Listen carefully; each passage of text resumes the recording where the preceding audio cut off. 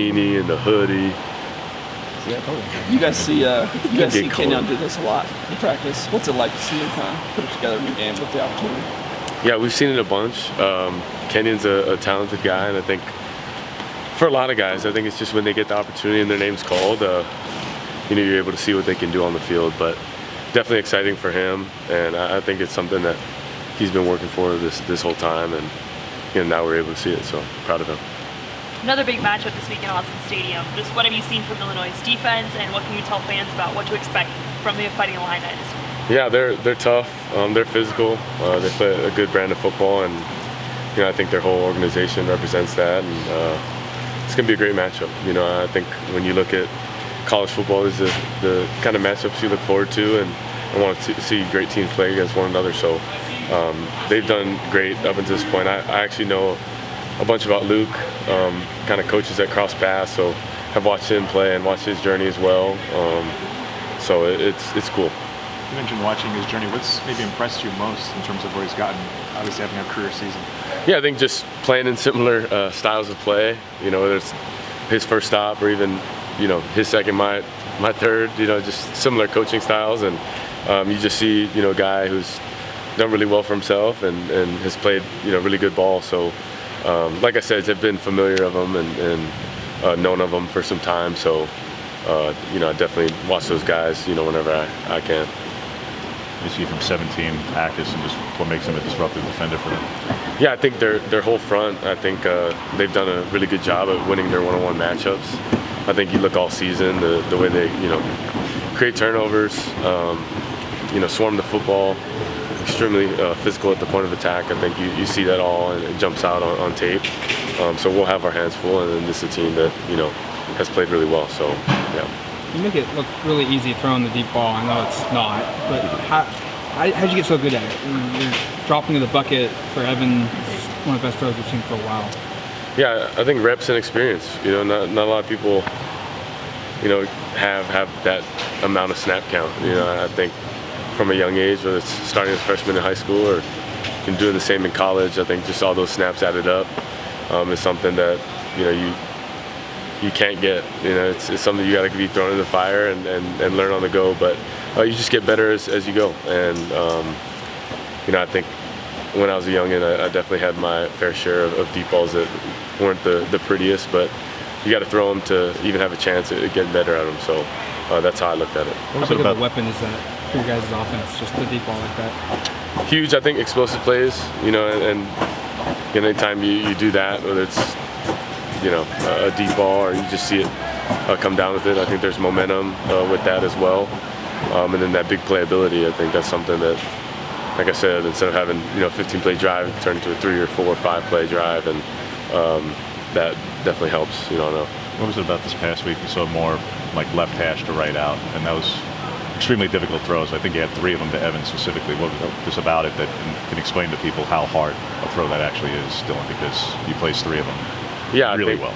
Yeah, I think things we rep, things that we're really confident in. I think there's something to it too. The guys going down there and making plays. And Evan's really talented at creating separation and making it easier to throw on my part. Or when it is a contested, catch, he's killing it in that way. So I just try to continue to look at it. It's a group effort. It really is.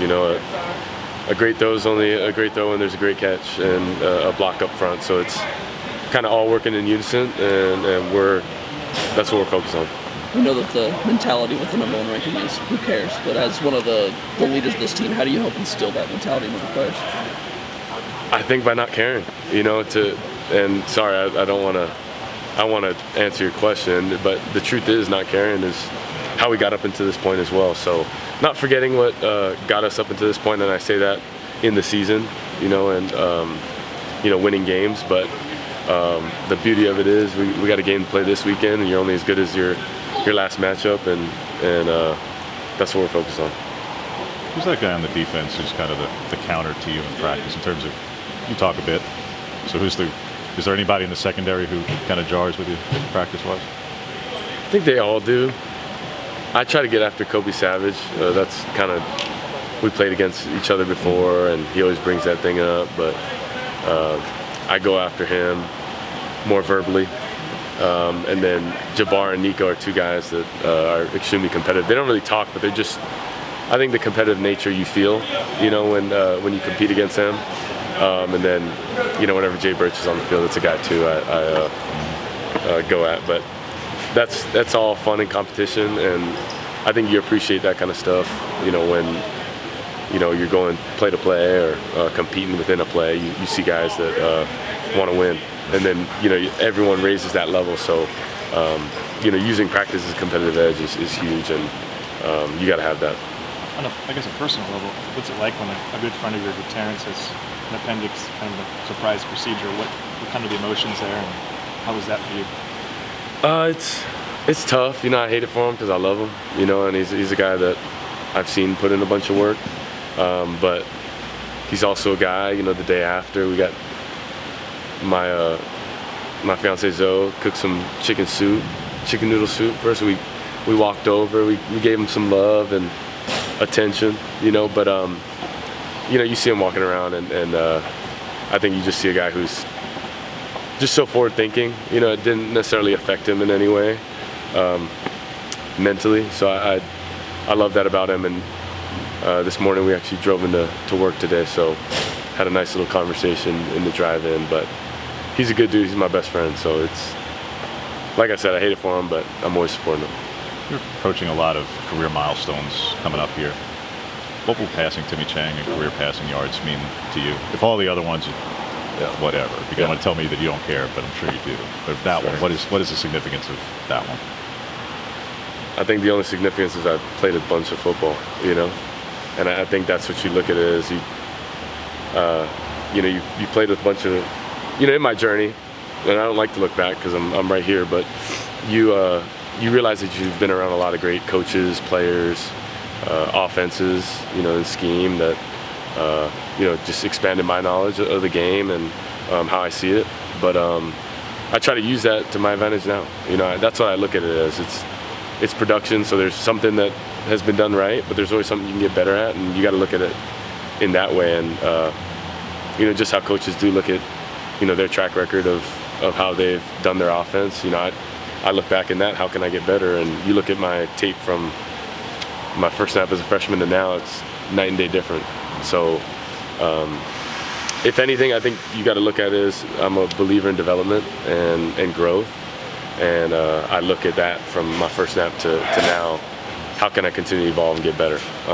But truth is, I want to keep throwing touchdowns. I want to keep winning games. I want to keep throwing yards. So that's a part of getting better as well. So I'm not going to sidetrack the statistics, but the main goal is winning. I won't look at that and be like, oh my gosh, that'll make. I'll look back when we win games and you're able to celebrate it with a bunch of teammates. That's stuff that you can take away from the game. You can't take those stats with you. So I'm big on wins. I'm big on the team and just focus on that because the rest will play itself out. But for the most part, I don't necessarily care about it. But all right, thanks, Dylan.